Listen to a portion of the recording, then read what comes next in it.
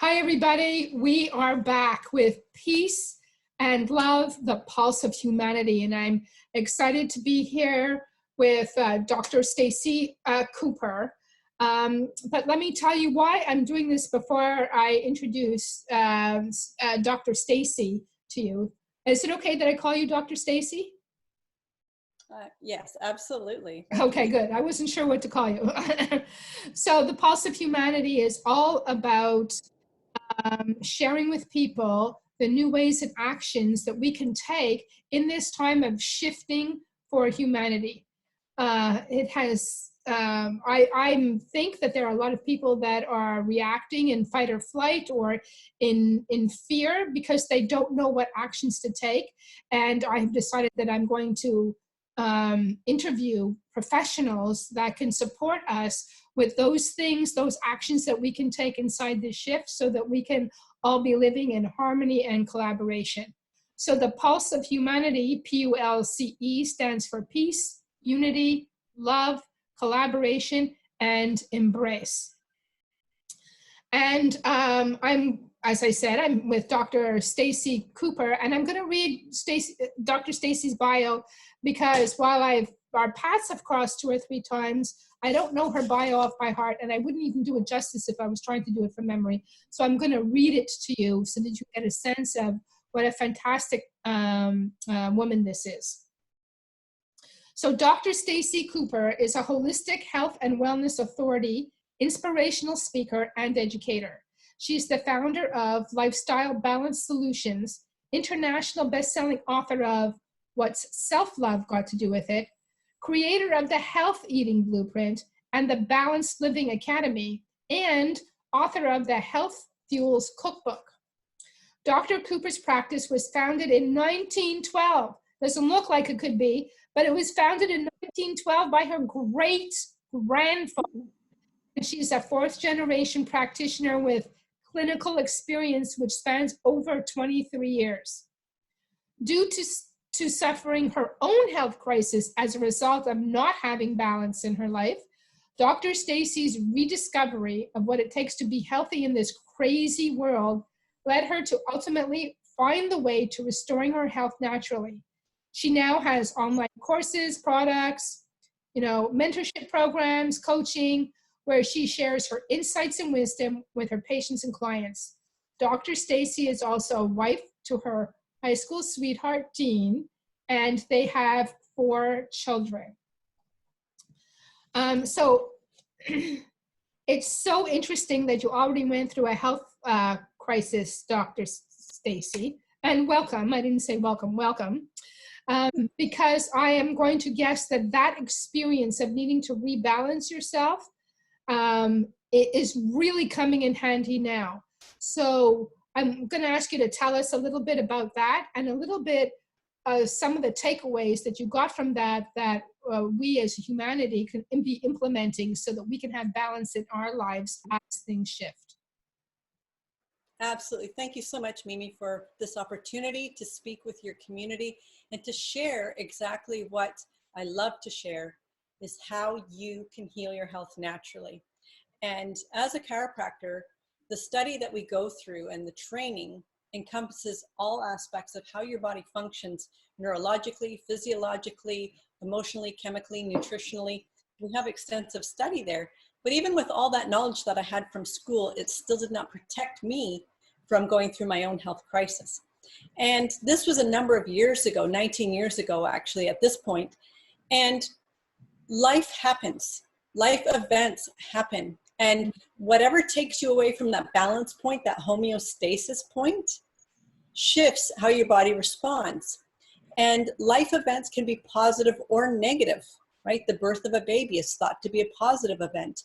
A wedding is thought to be a positive event, yet they're still stressful. Negative events like the loss of a loved one, that is still stressful. So any of those stressors that take you away from the balance point is where the tipping happens, right? And so through the course of my experience, over the time of research, trial and error, lots of courses, evaluations, lots of research is what has led me to bring together all that information into simple, easy steps where you can nourish your mind, your body, and your spirit naturally. Because even if you eat well 100% of the time, if other areas of your life are stressed, your body still won't function well. And in today's society, the nutritional value that we're receiving from packaged, processed, manufactured foods, stuffs, is not how you can heal your health. And people are just so misinformed through the media. And that's the message that I love to share, because my vision is to heal the health of the world, of the people naturally, through my mission of eliminating diabetes globally. That's the mission that I'm on, teaching people how they can fuel their body better for a better body function without diets. You get to fire your diet, but it also encompasses balancing all aspects of your life. Awesome. So talk to us a little bit about how we could be maintaining that homeostasis or that balance, given that we want to protect against the virus. God forbid we're in contact with it. We want to have strong enough immune systems that we don't come down with the virus, but also that we don't even, I guess that's what it is, because if you come in contact with it, you can be a carrier and not become full-fledged sick. So let's look a little bit at, if you could share with us a little bit of some of those ways to do that, because the processed foods are not the way to do that. And I know that when I went into the store last week, I went in because I really needed toilet paper. I knew that I was running out at the end of the week, and I figured I'm going to go. As an entrepreneur, I try to get out of my house at least once a day. So I go to the store to buy toilet paper, and I was shocked that the shelves were empty. I ended up going to 5 stores, no toilet paper. But what was more interesting to me was after the wave of toilet paper and the cleansers, okay, now people was doing the rice and the pasta, the pizza shelf was empty. I'm thinking the pizza shelf, the produce aisle was full, all the fresh produce was still there, but the pizza aisle was empty. And I'm thinking, okay, people are not thinking clearly at all. So let's see what we can do about giving people some of the right avenues to take that will support them from a proactive kind of way. Exactly. And that's exactly what we're seeing in the stores is the produce, the fresh foods, the whole foods that your body needs, craves, and desires is being left in the stores. And in regards to people making decisions, they're making the best choice with the information they have at the time.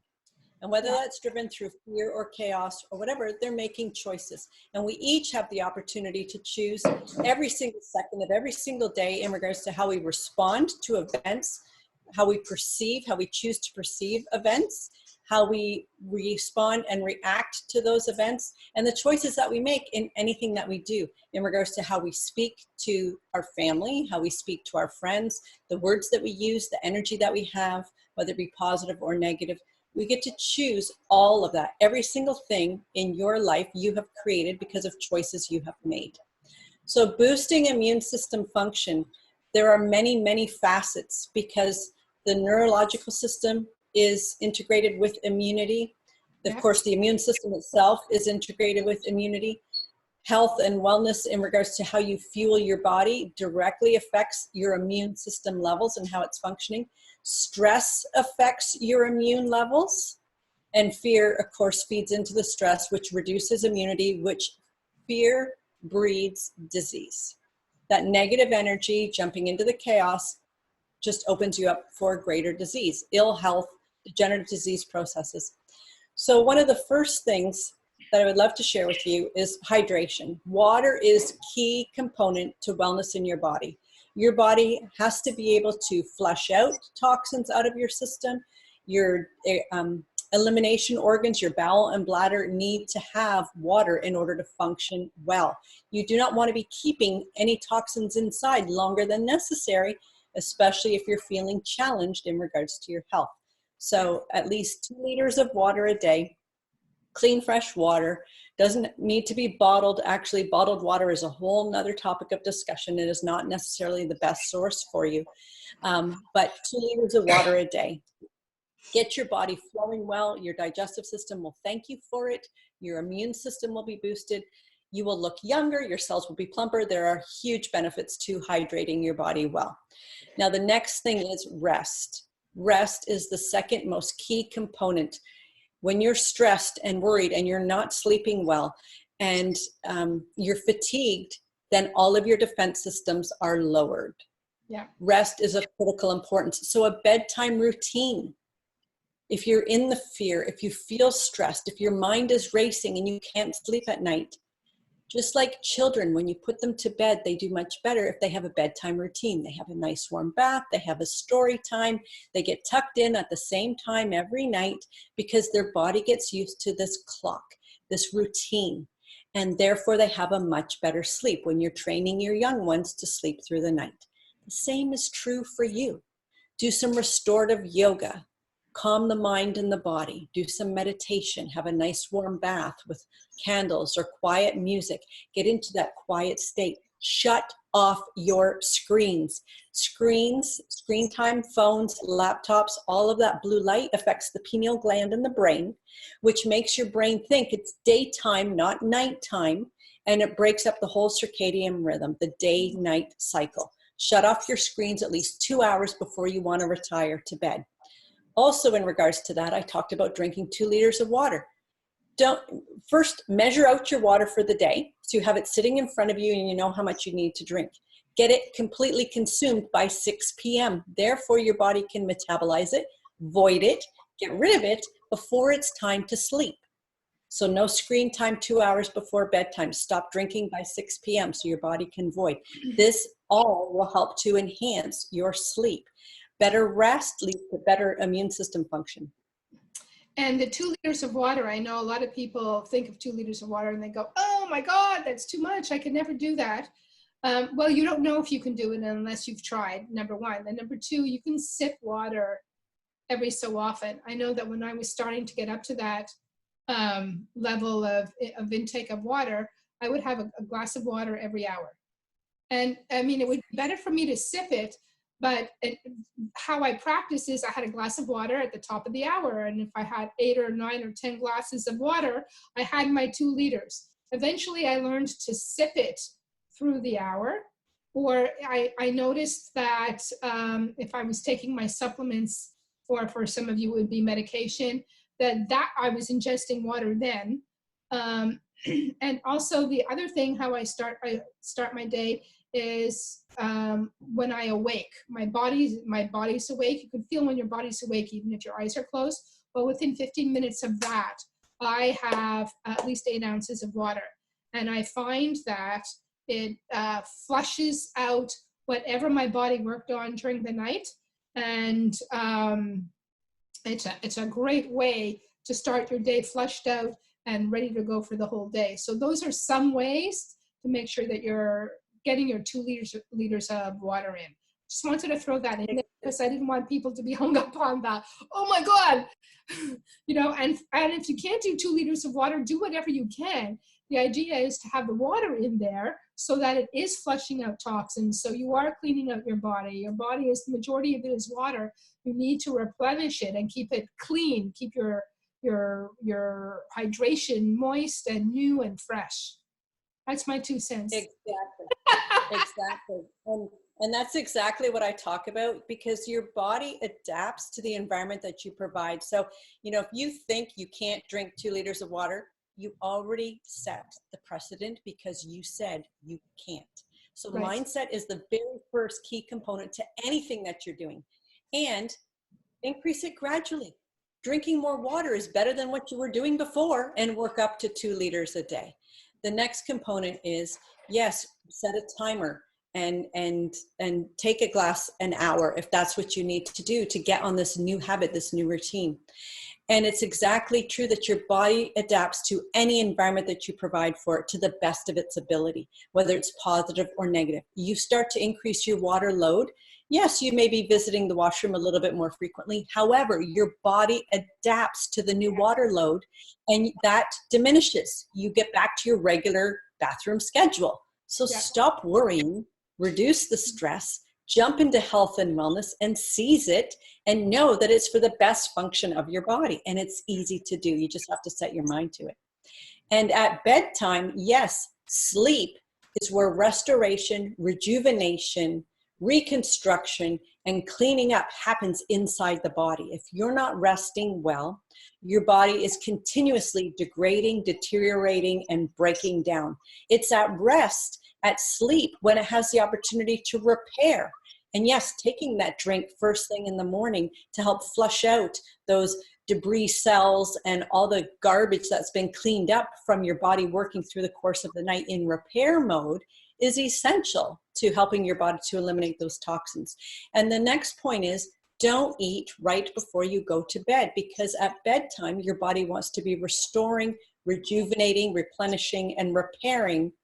And if you've just eaten, then it has to be digesting. Now it's at a tug of war. And it's not meant to digest when you're sleeping. It's meant to digest after mealtime. So get on track with the regular, normal, physiological way that your body was designed to function, and don't eat 2 meals before bedtime. So again, you have the opportunity to process and digest that, void it, and then go to bed later and sleep well through the night. You don't need to be interrupted through the night if you're fueling your body better. Agreed. So I have 2 questions. So before my question, I'm just going to say I'm really blessed. So I'm 61 years old, and I'm very proud to say is that I do not get up in the middle of the night to go to the bathroom. I'm like really. And to drink 2 liters a day. And it's not just from not drinking water. Right. And I do know that when I do get up in the middle of the night, it's probably because I had too much sugar, white sugar, the day before. I like chocolate. What can I tell you? I do like my chocolate. So if I've had it and I've had it too close to before bed, I may be getting up in the middle of the night, and that's just how it's going to go. But for all intents and purposes, when I follow my regime the way I know to follow it, I don't get up in the middle of the night. So my question. Excellent.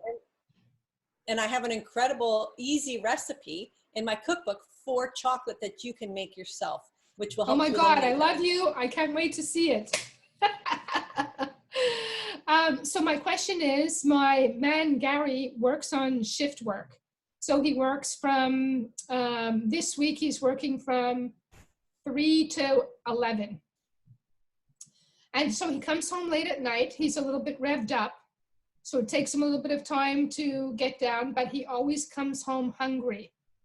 And so he has a tendency of eating before he gets to bed. And for me, I'm thinking exactly what you said. Why would you want your body to be in a state of work when you want it to be in a state of rest? How do we, I have to admit, occasionally, if I'm waiting up for him and I've eaten at 6 or 7 o'clock and it's already 11 or 12, I'm starting to get hungry also. So how does one deal with that hunger before bed without eating, or what can we do to manage that?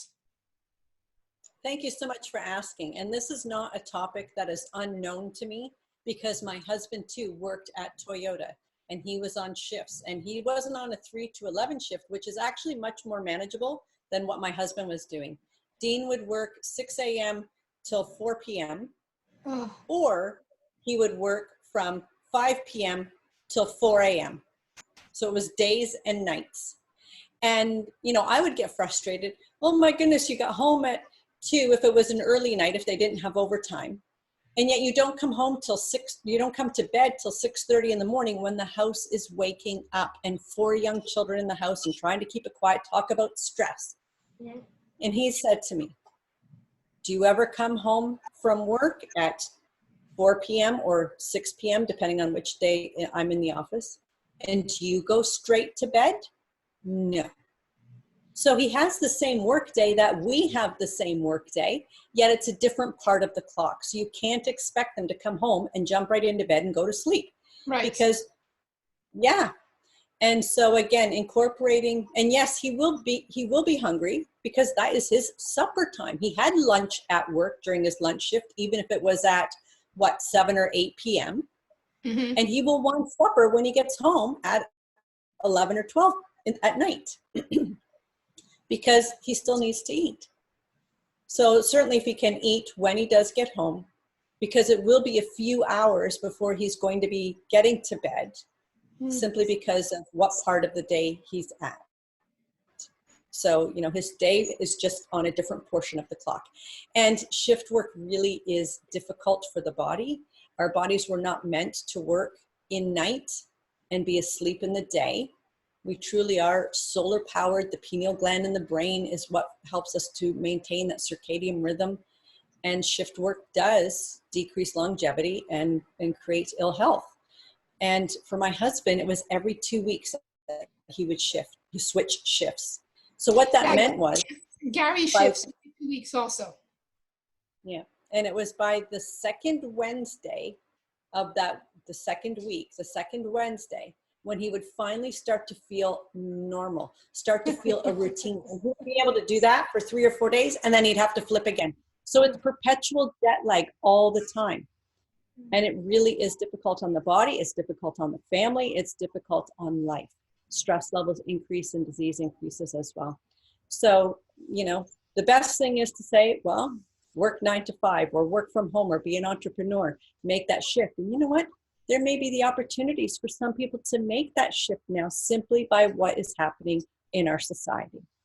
And it may be certainly something easy for me to say, but all of us have a story. All of us have a path that we've led. All of us have gifts that we can share with others. And there are many ways that you can share your gifts with those who require the services that you could provide. So wherever there's a will, there's a way, and you can choose how it is that you want to do it. Yeah, I think it's a good time for people to start thinking about having more than one egg in their basket. I do think if that's the way you're going to go, that there's a transition period. It's not like, okay, quit your job and now I'm going to do this. No, you have to build one thing and transition out of whatever the heck you're doing in order to be responsible about your income. So my question it was interesting what you said, because my question had more to do with my concern about Gary eating and then going to sleep. But what I heard in what you said was allow him that shift enough that he comes home, he eats, and if he goes to sleep at 2 or 3 o'clock in the morning, it's okay because now his food is digesting. Exactly. Or has digested or is past the heavy part of it or whatever, and allow his body that rhythm of stuff. It's so interesting because I hadn't really looked at it that way. I've been looking at it like, okay, you can have an 8-hour sleep. Just go to sleep at 12 and get up at 8. It doesn't matter whether you're working during the day or you're working in the afternoons. Just do it, and you know that be in that rhythm, right? But now I get that he's got his own rhythm, which is so. In the spirit of all that, in the last few nights, he didn't get into bed until 3 o'clock. Which is great for him. Unfortunately, he wakes me up to have a conversation at that point. So while I'm not getting up to go to the bathroom, I'm getting up to have a conversation with him. And when I get up like that, because I've had this rest, my body, I had this automatic thing. I'm ready to get up and go when I get up, whether it's 7 o'clock in the morning or 3 o'clock in the morning. So for me to get back to sleep takes me another hour. And I sat there last night and I was sitting there watching him breathe and watching him sleep after he asked me this one tiny little question. Shouldn't say one tiny, we had a little bit of a conversation. So do you have any ideas or things or tips that I could take on either to get back to sleep or to manage? I think it would be my adrenals that are a little stressed, that are not letting me go back. I'm not a professional, so I don't know. It's just a pure guess, but any direction that you can point me in would be helpful. Absolutely. So if you find yourself awake, get up. Be productive. There's plenty of things that you can do in that part of the day. And let me tell you, I get up at 5 a.m. every day simply for the fact of it's quiet in the house. I have no distractions. I go through my 5 a.m. routine, which is a series of things that I do. It also includes the learning that I do, the journaling that I do, the intention that I set for the day. It also includes my goal-achieving activities that I want to accomplish that day that all gets written down, and my focus is crystal clear.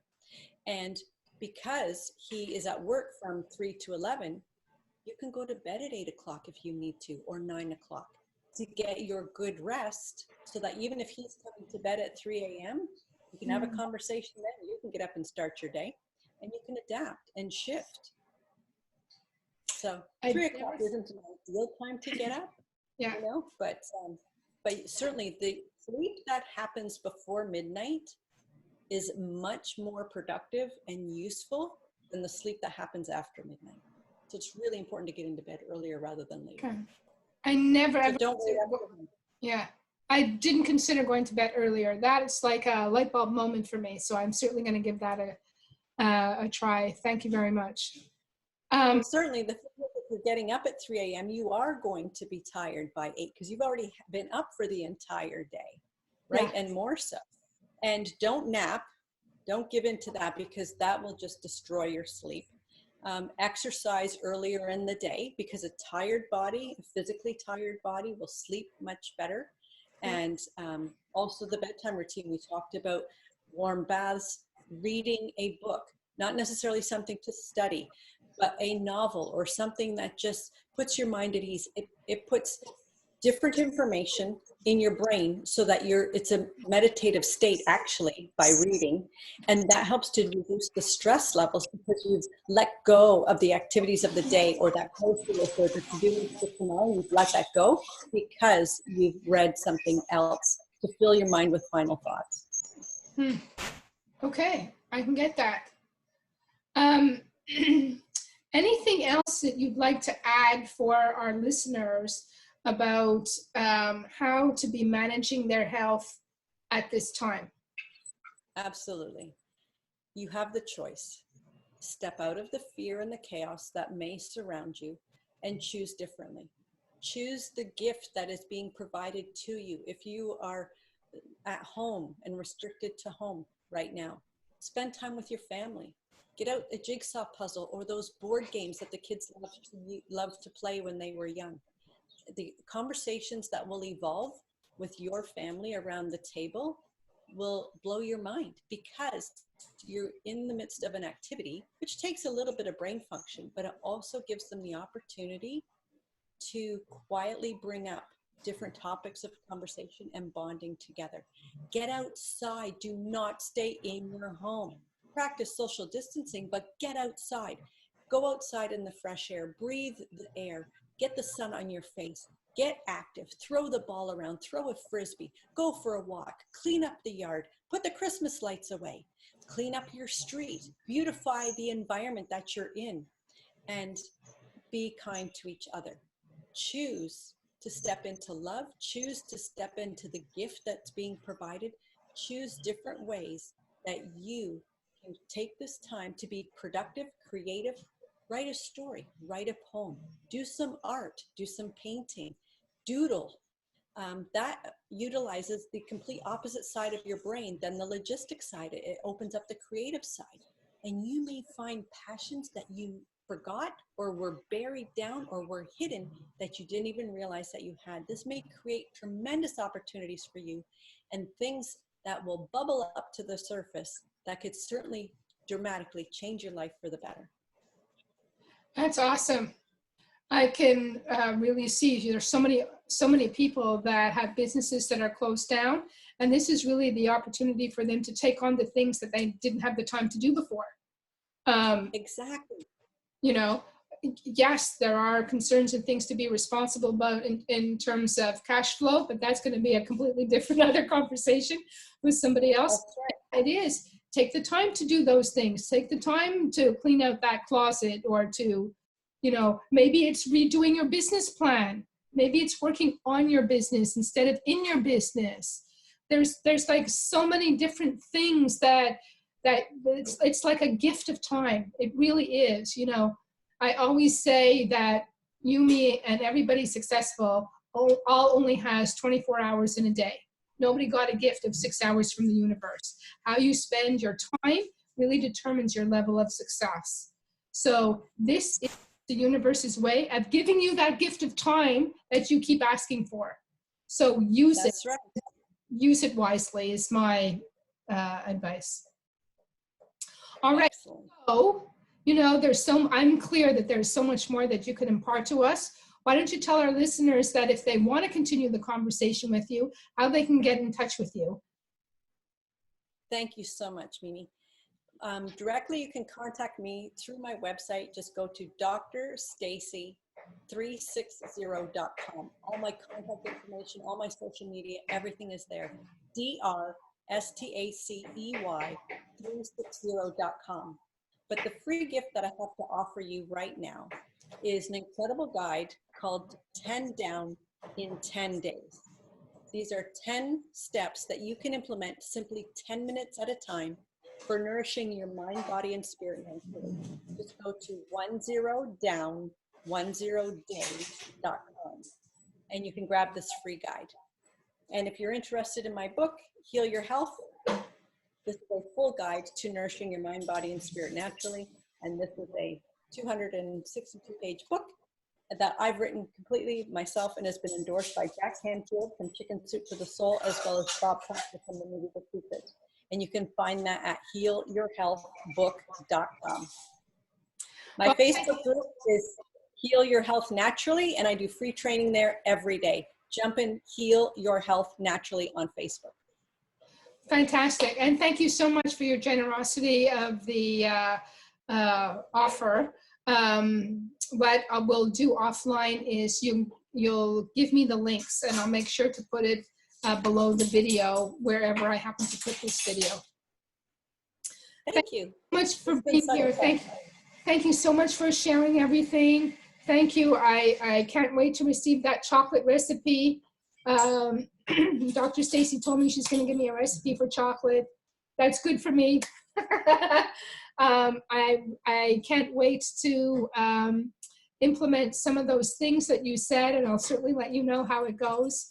And I wish you well, and I look forward to peace and love inside of humanity. Thank you so much for being with us today.